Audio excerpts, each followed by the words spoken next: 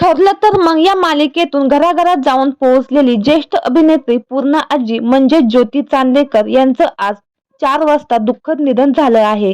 त्यामुळे संपूर्ण सिनेसृष्टीवर मोठा दुःखाचा डोंगर कोसळला आहे. त्यांची लेक अभिनेत्री तेजस्विनी पंडित पूर्णपणे कोसळली आहे.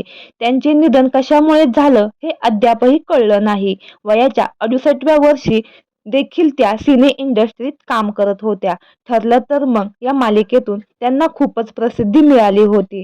त्यामुळे आज दहीहंडीच्या दिवशी मालिकेतील सहकलाकारावर दुःखाचा डोंगर कोसळला आहे. तब्येत ठीक नसल्यामुळे त्या आज पुण्याला गेल्या होत्या. मात्र दुपारी 4 वाजता त्यांचं निधन झालं.